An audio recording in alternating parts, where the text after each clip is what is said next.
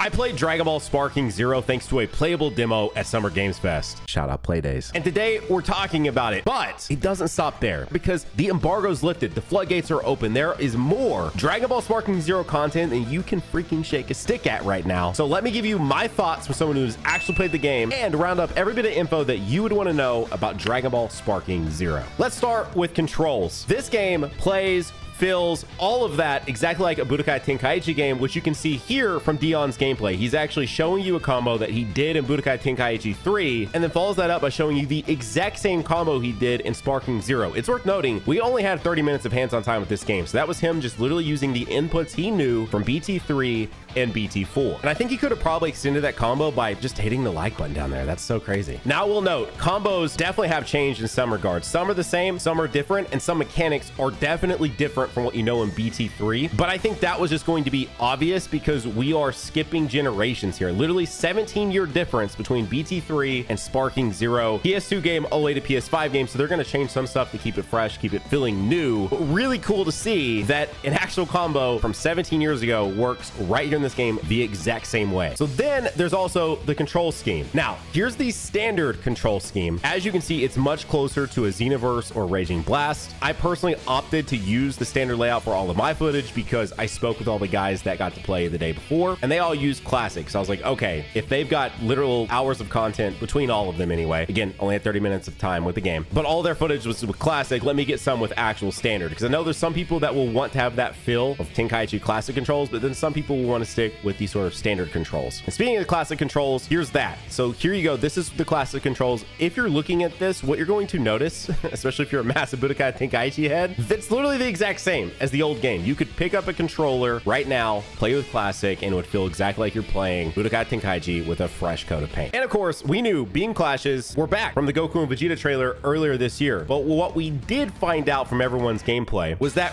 regular clashes were also here. So it looks like depending on the controls you have, there's either a button mashing, which before you get into the button mashing, you have to do like an actual time sequence of pressing a button and then it becomes mashing, or there's also the rotating the stick that is actually back. As you can see, again, shout out to everyone here. I have links to all these videos if you want, as well as a full-on almost 50-minute video here on my channel of more Sparking Zero. Now, I don't know if the difference here is that one person was in standard controls and one person was in classic controls, and that is what created the difference here, with one being a press buttons, press X, all of that, and one being a rotating stick, or if it's actually a difference between which move you use, and when the clash happens, then that causes the trigger to be, oh, we're going to mash buttons this time, or oh, we're going to spin the stick. There's also, as you'll notice, you can press L2, which will do like a boost, and I'm assuming uses your key that you have available to either get you out of it. But when you do that, it looks like it leaves you in a state where you're open to then be counter-attacked. So you do win the clash, but then if the person responds fast enough, they're going to actually be able to do damage to you. And as far as controller in hand, how did this game feel? There's nothing else to say other than great. It felt awesome. I've played literally every Dragon Ball game since they started coming over to the States in varying degrees, obviously, if you guys watch plenty of my gameplay, but this game felt amazing. I've seen comments saying it looks like it's Raging Blast. I feel like that is only due to the fact that you're seeing the transformation panels and some of the UI elements sort of scream Raging Blast, but the in-fight actual moments do not feel like Raging Blast at all. Raging Blast to me, while it was fun, sort of had like a floaty feel to it, and I was not getting that here at all. The punches felt like they had actual impact. Using supers felt amazing. Like, I'm not trying to glaze too much. Well, I did have a great time, so I'm definitely glazing a lot here. I just cannot stress enough how great just playing this game felt and how much I just want this game right now.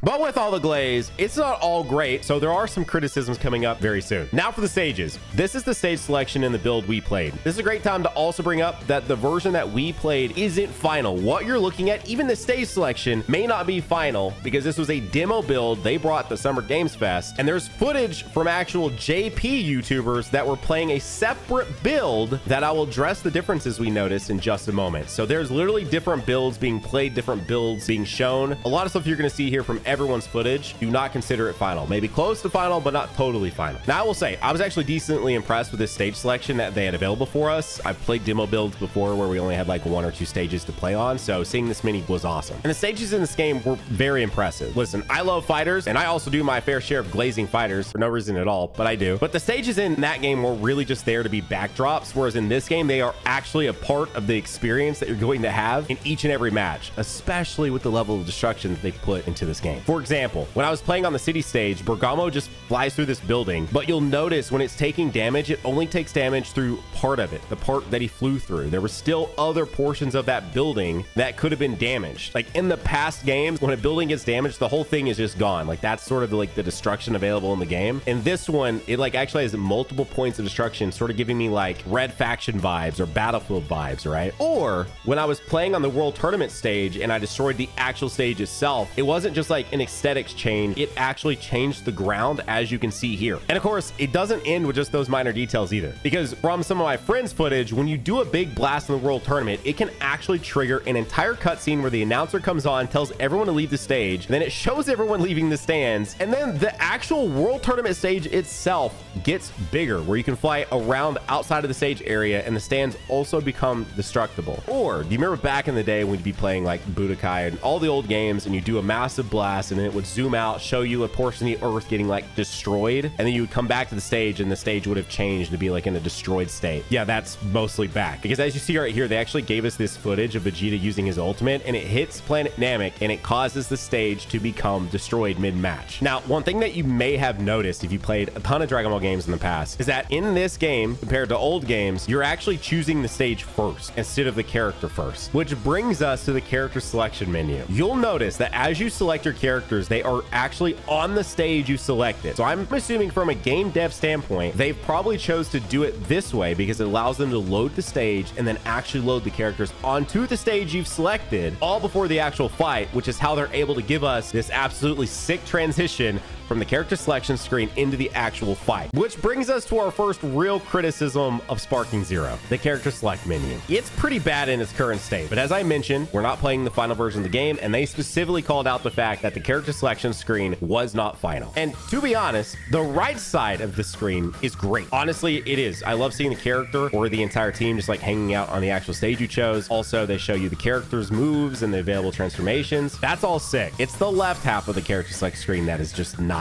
it. So I want to take a second here to actually mention that if you're calling out them counting transformations as characters, you clearly did not play the old games. When you're playing Budokai Tenkaichi and it says 150 characters, yeah, they were counting transformations back in the day. If you actually count the characters and you don't go into their little sub menus for transformations, there's not 150 characters in Budokai Tenkaichi 3. But it's fair to count the transformations, in my opinion, because you'll notice in Sparking Zero, and of course if you played this game back in the day too, supers, the way they fight, like so many aspects of the characters change based on the actual transformation that they are currently in. Base Goku does not fight the same as Super Saiyan God Goku, nor does he have the same super moves. Like, it's a completely different character for the most part. But now back to the actual character select screen itself. I just hope, if anything, they have some sub menus for these characters like they did in the other Budokai Tenkaichi games. It helps keep it organized, and then you're not scrolling past like 100 Goku and Vegetas just to see the other characters. Which, what's even crazier from this footage that we have is that this isn't even ever Goku and Vegeta that will likely be in the final game. So I really hope they update it and they change the left side in some way, because what I will say is portions of this have to be close to the final version of the game, because the way you load into a match directly from this screen, that doesn't really seem like something that they're going to change from this version to the final. But the left side definitely screams like, okay, we need to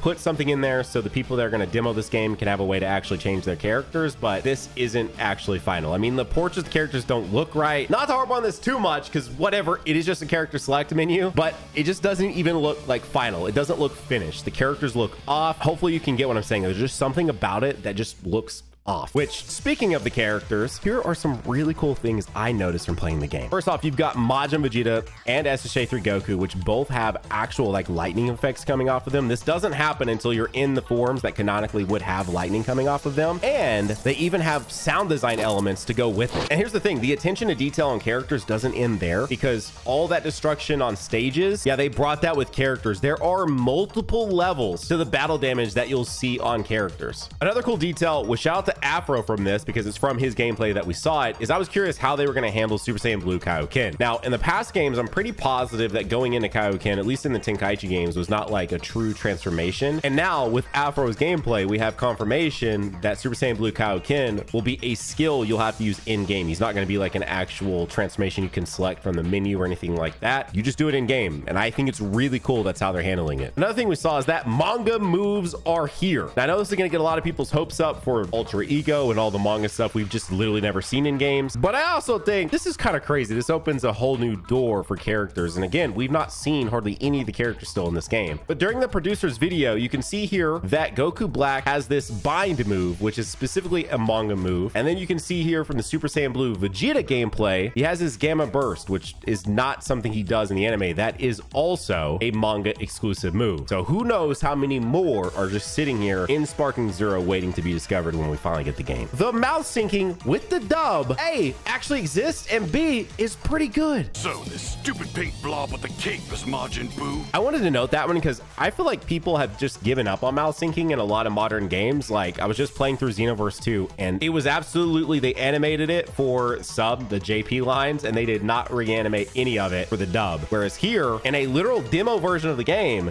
the mouths are actually synced to the dub. Like, nice.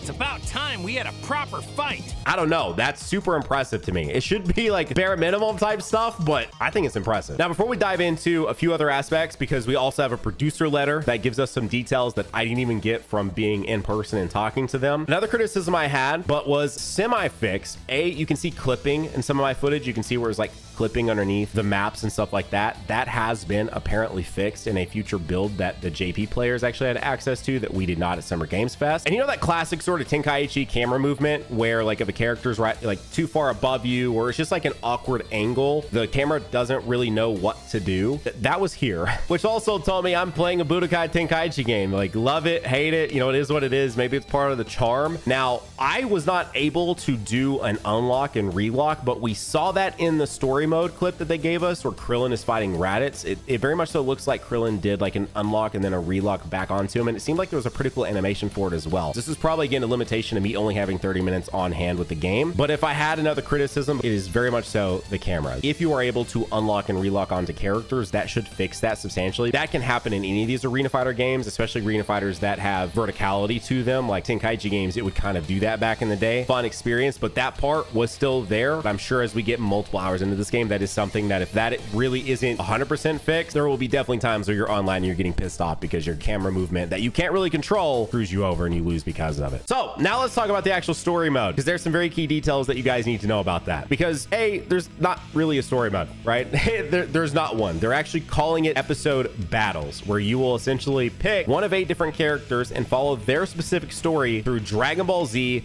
until the end of Super. Now, Goku and Vegeta have been confirmed in the producer video that released just a couple days ago. So that gives us 2 of our 8 characters, leaving 6 that we don't know about. I would obviously imagine that Gohan will be one of them as well, but I do hope we see some shakeups with a few of these, like one being Frieza or Beerus or even Cell, especially since this is where the what if scenarios come into play, which we actually have footage and know how the first part of Goku's what if will play out. If you choose to go fight Raditz without Piccolo, Goku doesn't get shot by the special beam cannon and actually survives the Raditz encounter. Now, obviously, we don't know what happens after that, but it's a great way of seeing how they will handle these. Another 2 that we know about are Goku going Super Saiyan versus Grade 8 Vegeta as portrayed in this trailer, and Trunks and Vegeta doing a father-son blast against Cell. I would say them having branching paths is the reason why we don't have just a true dedicated story mode, as well as the fact that Kakarot literally exists now. That wasn't a game before. Not to say the other Dragon Ball games didn't go through the storyline, but like Kakarot, minus some random scenes they chose not to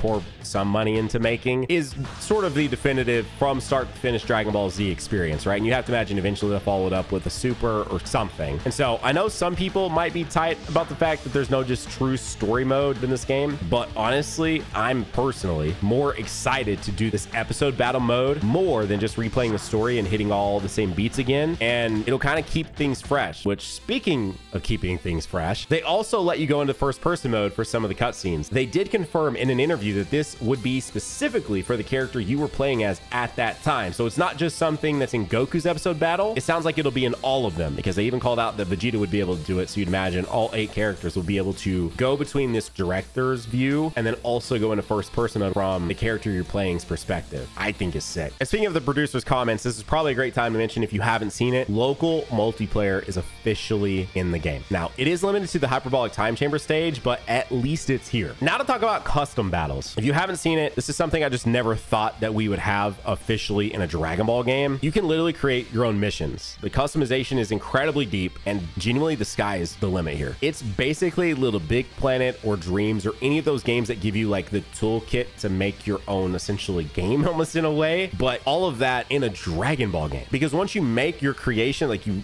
create your own stage and create your own story and all of that, you can then share it out to other players. I don't know how that's going to work. I'm hoping there's a hub. They didn't tell us if there would be a hub or not, but if it requires me to go to Twitter, or, you know, obviously I am fortunate enough to have this YouTube platform to be able to talk about it. If it requires me to do that and be like, here you go, guys, here's my code, or scan my QR code, or, you know, whatever, that's cool and all, I guess. But I'm really hoping that we'll just be able to go into a custom battle section, and then it'll have like popular stages and you can play those and everything. And like you can do searches. Like I'm just hoping that it's a whole true system of finding what other people have made, not just like, cool, you made it, now here's a 10-digit code, share it out to your friends. Like I hope there's a full-on hub to be able to browse and see things. All this really means is that the content for this game specifically could literally be endless as long as people keep making new stages. And when I say the customization is deep, you're basically making your own episodes, right? You'll be able to pit any of the characters in the game against one another, direct the camera, tell the character what to do, when to do it. There's all kinds of things you can do with it, including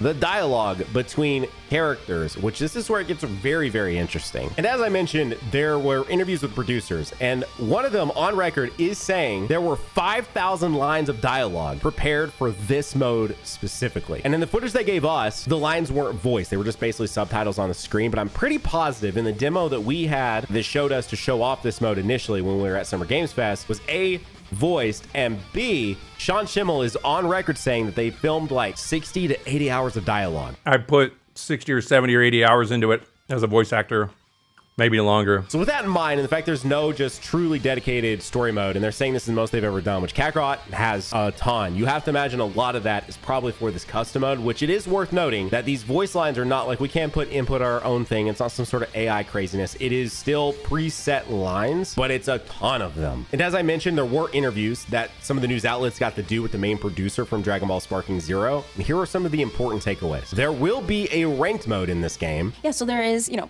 playing with friends, and then there'll be ranked matches as well. And on that note, stronger characters, like canonically, like in universe, characters that are stronger will be stronger than weaker characters canonically in universe. That's how it worked back in the day on Dragon Ball Z games, so this doesn't really come as a surprise to me personally. But the producer did go on to mention that so long as you have the skills, you can win. And this was in reference to using Hercule, so still at the end of the day, the better player can still easily win. Now, the most interesting question that was asked during the interview, at least to me, was that the previous Budokai Tenkaichi games had a Z in the title, but this one does not. They answered with the following. This time, Super is also included, so that's why it's just Dragon Ball. Then, the reason for the title Sparking Zero is to make it easier to start from here, as it's the first new work in 17 years. Now, that implies to me that we really could be at the beginning of a whole new set of Dragon Ball Budokai Tenkaichi games. Or sorry, from here on out, Sparking, which they also went on to mention, this is Budokai Tenkaichi. It's just back in the day, there wasn't a unified name. It was Sparking in Japan. It was Budokai over here. But now moving forward, it's going to have a unified name of just Dragon Ball Sparking. And I know right now with all this footage, everyone is nitpicking so many things, which is why I didn't want to do that too much here. I wanted to mostly celebrate the fact that